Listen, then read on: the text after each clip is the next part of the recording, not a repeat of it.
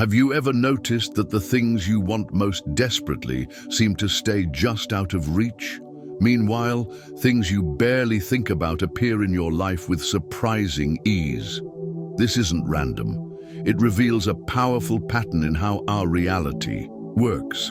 I want to share with you a different way of looking at manifestation, one that doesn't require constant effort, but instead focuses on a subtle inner shift that changes everything. Think back to something you wanted intensely, maybe a relationship, a job, or an opportunity. Remember how hard you tried, how much you thought about it, yet it remained elusive. Now recall a time when something wonderful happened almost by accident, something you weren't obsessing over or chasing. It just showed up, as if by magic. This pattern isn't coincidence. It's actually revealing a fundamental truth about how reality responds to us. When we desperately want something, we enter a particular state of consciousness. It's a state of lack, defined by the absence of what we desire. In this state, our thoughts constantly circle around what's missing. We strategize ways to get it, worry about not having it, and frequently check to see if it's coming. This creates a cycle that perpetuates itself.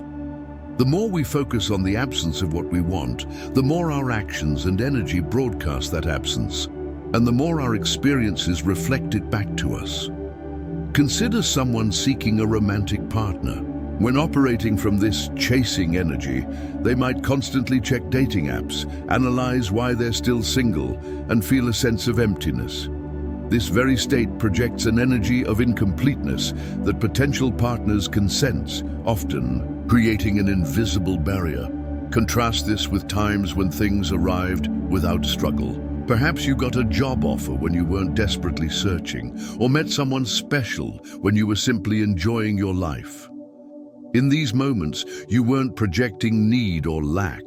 You were complete in yourself, focused on living rather than acquiring.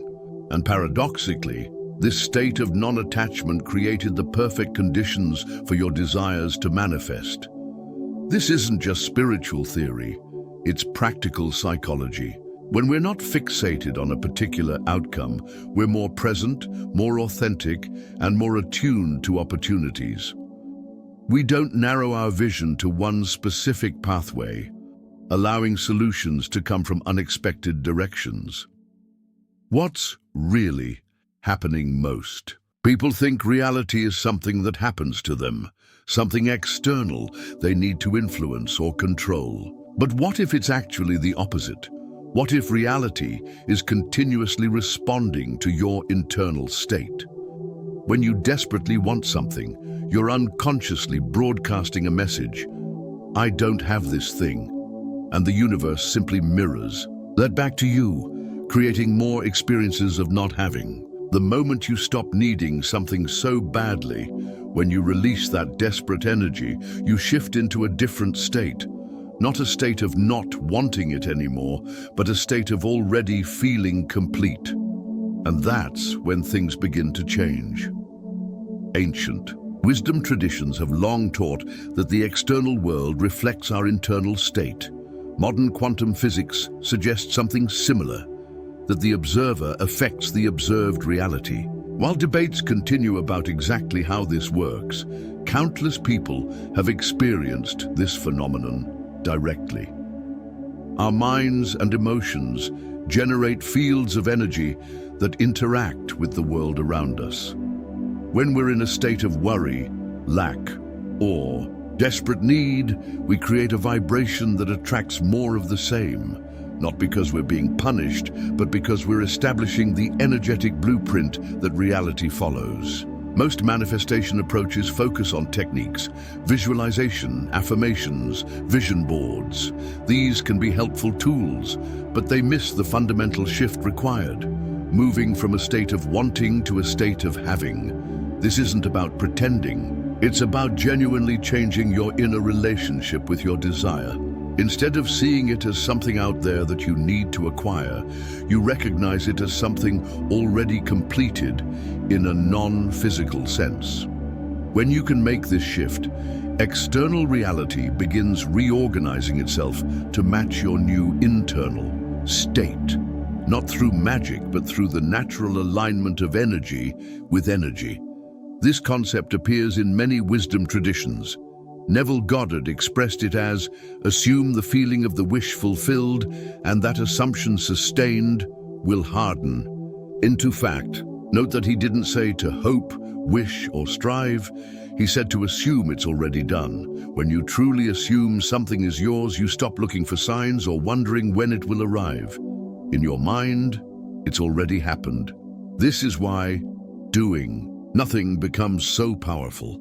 When you assume something is complete, you naturally stop interfering, doubting, or forcing. You create space for reality to shift without your anxious energy blocking the way. The ancient principle of Wu Wei in Taoist philosophy, there's a concept called Wu Wei, often translated as non-action or effortless action. It doesn't mean literal inactivity, but rather action that arises naturally without force or struggle. The Tao Te Ching describes this as, do that which consists in taking no action, and order will prevail. This paradoxical wisdom points to the same truth, that our constant interference, born of anxiety and the need to control, often prevents the very outcomes we seek.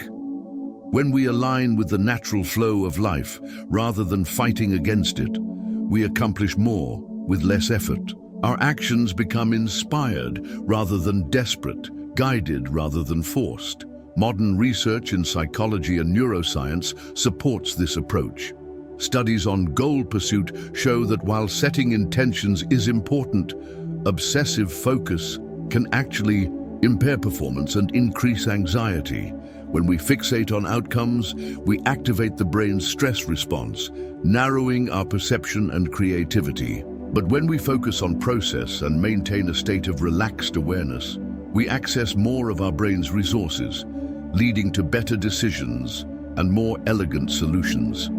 In this state, we notice opportunities we might otherwise miss. We're more receptive to intuitive guidance, and we're more likely to take actions that truly align with our desired outcomes, rather than frantically pursuing misguided strategies. The 3 steps to effortless manifestation. Step 1. Stop chasing. The first crucial shift is to recognize when you're in I need this to happen mode. Every time you think, where is it, or why isn't it here yet, you're actually reinforcing its absence. Ask yourself, if I already had what I wanted, how would I feel? You wouldn't be anxious or constantly checking. You'd be relaxed, confident, certain. That feeling state is what actually draws your desire toward you. From this moment forward, practice stopping the searching, waiting, and questioning. Step into the energy of knowing instead. How do you know when you're in chasing mode? Look for these indicators. You check frequently for signs of progress. You feel a sense of emptiness or incompleteness. Without it, you talk about it constantly, seeking reassurance. You feel anxious, worried, or desperate about it. You're constantly strategizing how to make it happen. You compare your situation to others who have what you want. You feel a sense of time pressure. It needs to happen by... When you notice these patterns, they become your invitation to shift, not through force, but through gentle awareness and choice, entering the state of completion. Instead of fighting against your current state, focus on deliberately entering a new one. Ask yourself, how would I feel if this desire were already fulfilled? What would my thoughts be like? How would I carry myself? What would I focus on instead? Then begin living from that place, not as an act of pretending, but as a conscious choice, to align with a different reality. This isn't about denying your current circumstances, but about prioritizing your internal state over external conditions. For example, if you're manifesting financial abundance, notice when you're in I don't have enough energy, then deliberately shift to how you'd feel with complete financial security, calm, generous, unconcerned about prices, making decisions from possibility rather than limitation. Step 2. Stay in the state. Without slipping back initially, you might feel confident in your new perspective. But as hours or days pass without visible change, doubt often creeps in. But where is it? This moment is the real test. If you start searching and doubting again, you undo the energy shift you created. You slip right back into the vibration of not having. The key is making peace with not knowing when or how your desire will manifest. Most people can hold the assumption briefly, but can't let go of wanting to control the timeline or method. When doubt appears, and it will, practice doing nothing. Let it pass without reaction. This non-response proves to your reality that you truly trust in the completion of your desire. Maintaining a new state of consciousness is like building a muscle. It takes consistent practice. The old patterns have neurological pathways established over years. Your new state requires establishing new neural connections through repetition.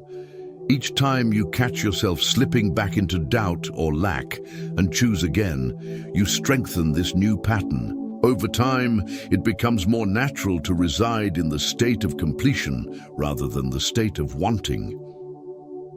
Working with doubt isn't your enemy. It's simply a habit of mind. When it arises, try these approaches. Observe without engagement. Notice the doubtful thoughts without believing or fighting them. There's that familiar doubt again. Return to the feeling.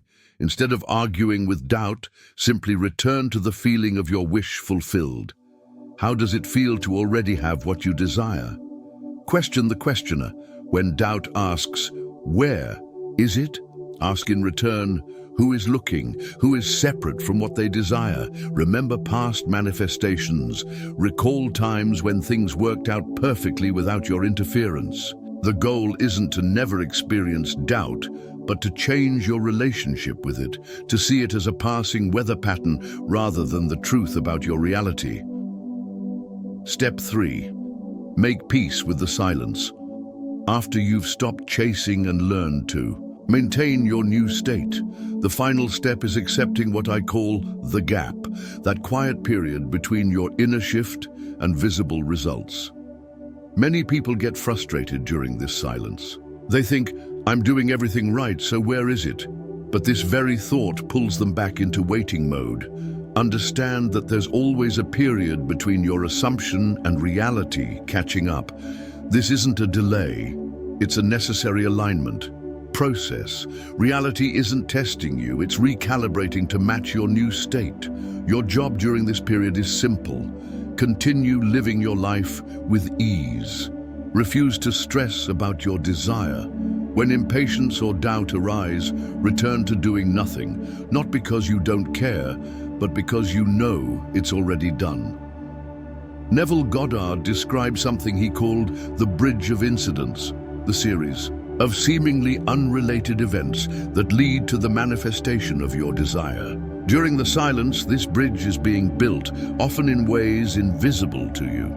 For example, if you're manifesting a new job, connections may be forming between people you haven't even met yet. Decisions are being made in other organizations. Opportunities are aligning. All of this happens in the background while you maintain your state of knowing. Trust this process. Don't try to micromanage it or demand to see evidence at every step. The universe's solutions are often far more elegant and efficient than anything you could consciously orchestrate. Living in the meantime. The silence is not empty waiting time. It's rich, fertile ground for continuing to embody your new state. Some helpful approaches during this period. Focus on appreciation. Gratitude for what you already have aligns you with the frequency of abundance rather than lack. Engage fully with life. Pour yourself into whatever is before you now. Excellence in the present moment creates momentum that carries into your future. Follow inspiration. Act on ideas and opportunities that excite you without analyzing whether they're the thing that will bring your desire. Practice presence. The present moment is where your power lies. Fully inhabiting it prevents the mind from time traveling into worry about the future. Remember that the gap isn't something to endure. It's something to embrace as part of the creative process. Just as a farmer doesn't stand over a seed demanding immediate sprouting, you allow your manifestations the time and space they need to emerge naturally. The power of allowing. The essence of manifestation isn't about doing more. It's about allowing. When you stop chasing, checking, and waiting, everything can fall into place naturally. You don't need to force outcomes, look for signs, or wonder about the when and how. When you genuinely embody the state of already having what you desire, reality begins to shift to match that inner state. Most of us have been conditioned to believe that achievement requires strain and struggle. We've internalized the idea that if something comes too easily, it can't be valuable. This belief keeps us locked in patterns of unnecessary effort. True allowing isn't passive, it's a dynamic state of receptivity. It's being fully present and available to inspiration, guidance, and opportunity, while releasing the need to control exactly how things unfold. Allowing requires trust. Trust in the process, trust in timing, trust in your own deserving. This trust isn't blind faith, but a recognition of the natural order. What you hold within must eventually manifest without.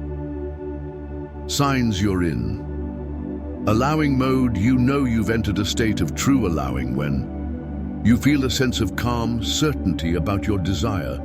You're no longer obsessively checking for results. You can think about your desire without emotional charge. You find yourself saying, "It's done," rather than, "I hope it happens." You notice synchronicities and connections forming effortlessly. You feel guided to take inspired actions that feel good. You're enjoying the present moment rather than fixating on the future. This state has a distinctive feel, lighter, more open, more playful. There's a sense of curiosity about how things will unfold, rather than rigid expectations about the form they must take. We've been conditioned to believe that getting what we want requires struggle and effort. We're taught that the more we try, the more likely we are to succeed. But what if this approach is actually working against us? Consider the times in your life when things flowed effortlessly. Those moments weren't characterized by strain and force. They came from a place of alignment and ease. This doesn't mean you never take action. Rather, it means your actions come from a different place. Not from fear or lack, but from inspired guidance and natural momentum. The myth of worthiness. Through struggle, much of our struggle comes from the unconscious belief that we must earn our desires through difficulty. We've internalized the message that reward comes only after suffering, that ease is somehow cheating. This belief creates a self-fulfilling prophecy. When we expect things to be hard, we unconsciously create obstacles and complications. We overlook simpler solutions because they don't fit our narrative of how achievement works. Releasing this myth opens new possibilities. You begin to consider, what if this could be easy? What if what I desire is already trying to reach me and my only job is to stop blocking it? Inspired action versus forced action. This approach doesn't mean never taking action. Rather, it distinguishes between two types of action. Forced action comes from anxiety, fear, or lack. It feels heavy, desperate, and draining. It's often characterized by overthinking, second-guessing, and pushing against resistance. Inspired action arises naturally from your state of being. It feels light, exciting, and energizing. It often appears as an intuitive nudge or a clear next step that seems obvious in the moment. The difference isn't in what you do, but in the energy behind it. The same external action, making a phone call, sending an email, having a conversation, can be either forced or inspired depending on your internal state. The challenge of true detachment. One common misunderstanding is thinking we can fake detachment. You can't just tell yourself, "I don't care anymore," while secretly checking and hoping. Reality responds not to your words, but to your actual energetic state. True detachment comes not from suppressing desire, but from fulfilling it within. It's about experiencing the feeling of having what you want before it physically arrives, when you can genuinely feel complete now, without needing external circumstances to change. Those very circumstances begin shifting to match your internal state. The paradox of caring and detachment. This creates an apparent paradox. How can you truly desire something while remaining detached from it? The resolution lies in understanding the difference between attachment and desire. Desire is life force moving through you, a creative impulse toward experience and expression. It's natural and life-affirming. Attachment is the belief that you can't be happy, complete, or at peace without the object of your desire. It creates suffering because it places your well-being at the mercy of external conditions. True detachment doesn't mean not caring. It means caring deeply while knowing that your happiness and wholeness don't depend on getting what you want. From this place, desire becomes a joyful expression rather than a desperate need. Practicing true detachment to cultivate genuine detachment. Distinguish between the essence and the form. Identify what you really want beneath the specific form. If you want a particular job, perhaps the essence is creative expression, contribution, or financial security. Connect with that essence now, regardless of the form. Find the feeling place first. Before trying to manifest something external, create the associated feeling within. If you want a loving relationship, practice generating feelings of love and connection in your daily life. Release the timeline. Trust that what's meant for you will arrive at the perfect time, which may not match your mental schedule. Practice contentment. Develop the art of being at peace with what is, even as you hold a vision for something different. Ask yourself, what if I never get this? This powerful question reveals attachments. If the answer involves suffering, there's attachment. To release, remember that detachment isn't something you achieve once and for all. It's a practice of repeatedly returning to your center whenever you notice yourself getting caught in attachment. Moving beyond time-based thinking. Our conventional way of manifesting is time-based. I'll do these things and then my desire will come. This approach keeps us in a constant state of waiting for the future. The approach I'm sharing operates outside of time. It's about stepping into the energy of completion now, regardless of what physical reality currently shows. This isn't about denying what your eyes see. It's about prioritizing your internal knowing over external appearances, understanding that the internal always precedes the external. The illusion of sequential time. In our everyday experience, time seems to flow linearly from past to future. But many spiritual traditions and even some interpretations of quantum physics suggest that time as we perceive it is largely a construct of consciousness. From this perspective, all possibilities exist simultaneously in a field of potentiality. What we experience as manifestation over time is actually our consciousness moving through different already existing states or possibilities.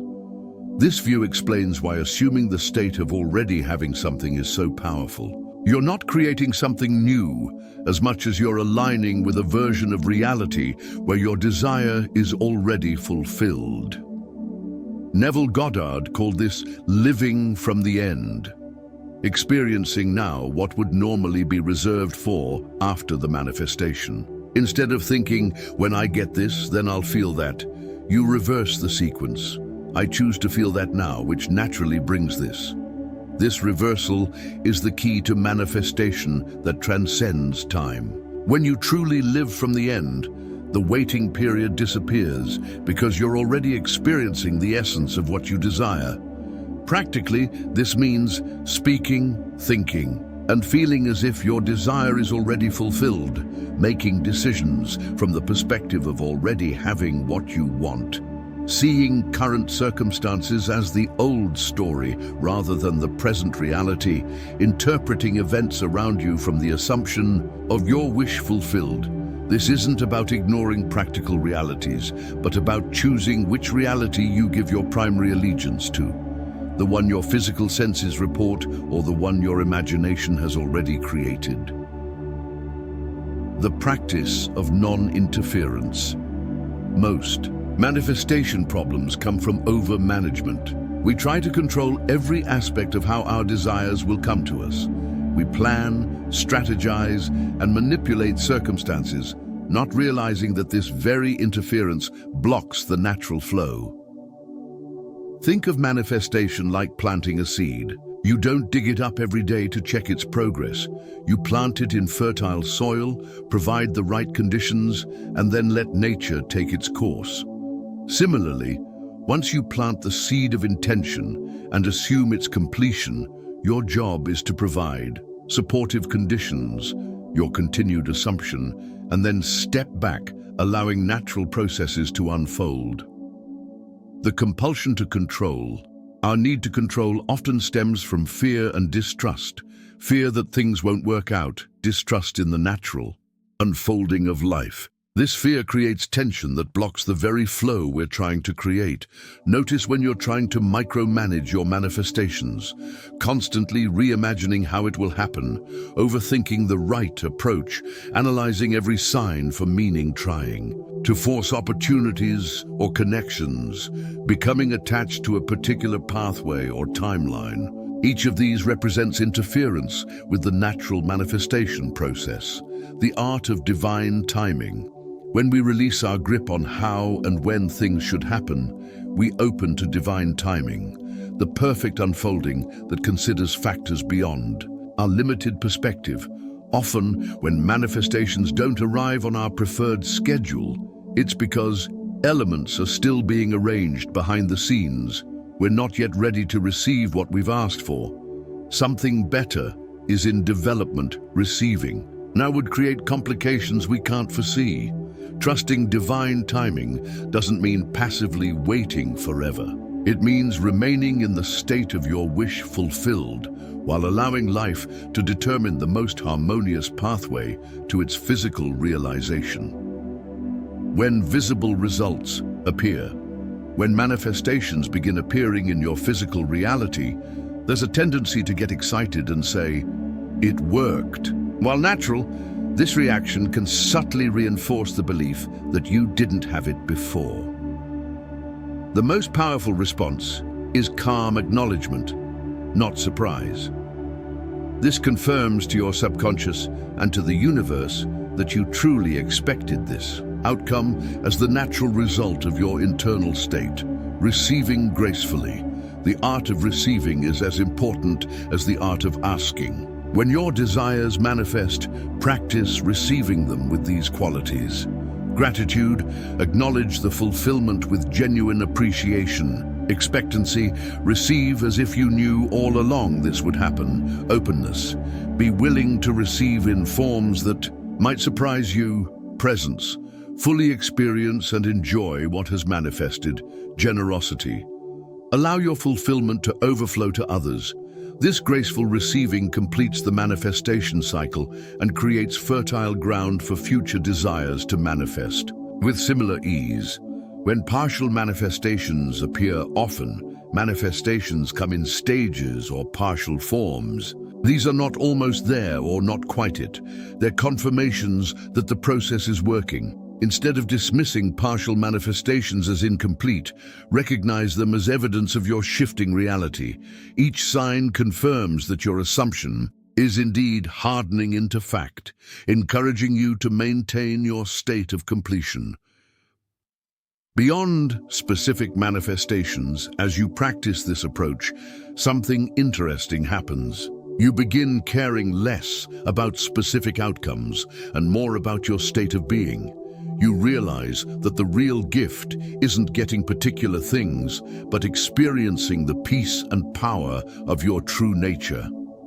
From this perspective, manifestation becomes less about acquiring things and more about expressing your inherent creative capacity.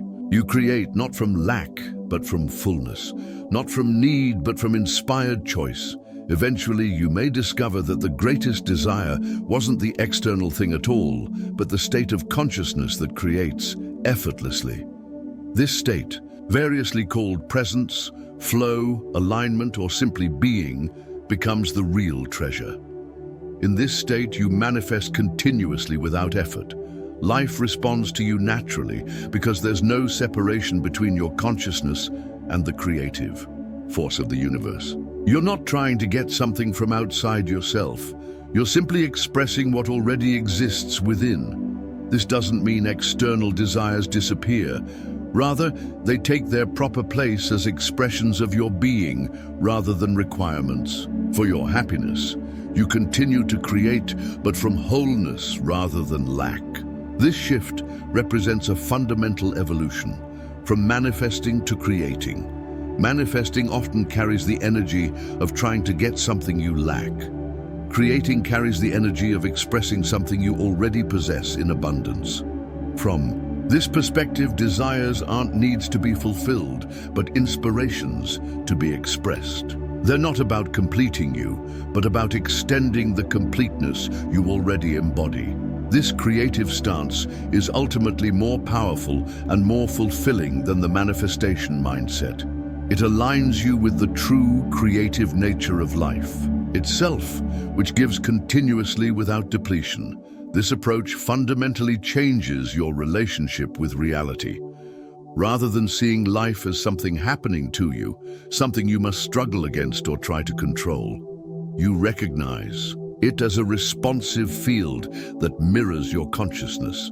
This shift brings profound freedom. You're no longer at the mercy of external conditions. You're the author of your experience, creating through the power of assumption and allowing.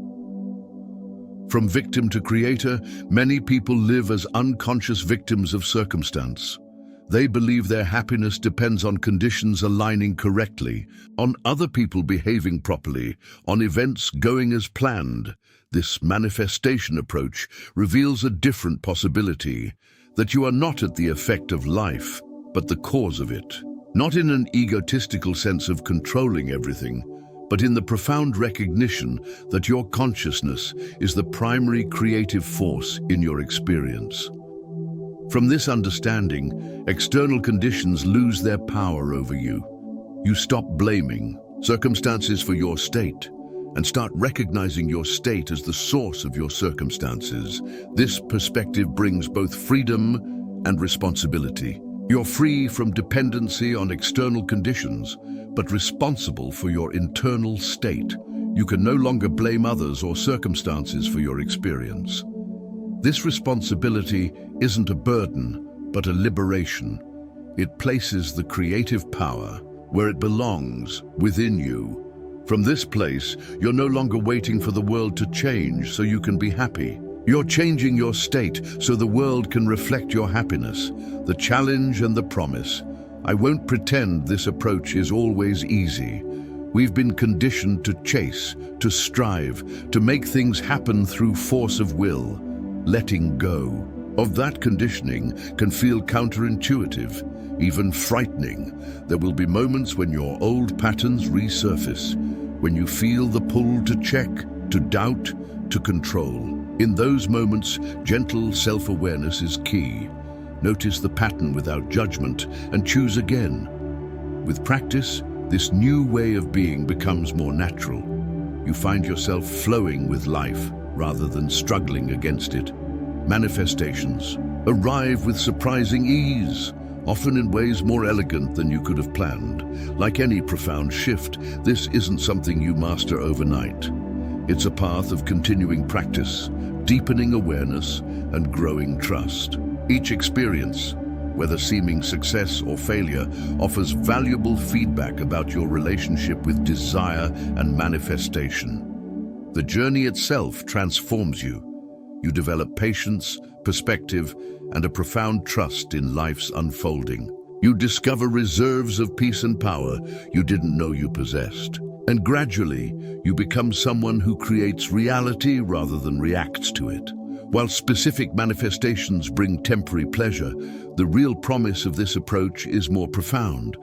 It's freedom from the endless cycle of wanting and temporary satisfaction. This doesn't mean desires end. It means they're fulfilled from within before they appear without. It means living from a place of fundamental completeness that isn't dependent on external conditions. From this state, you continue to create, not from desperate need, but from joyful expression. Not from lack, but from abundance. Not from separation, but from wholeness.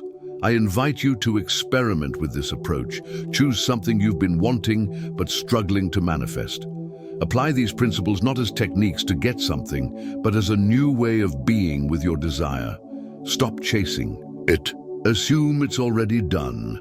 Make peace with not knowing when or how it will appear physically. Stay in that peaceful knowing even when doubts arise.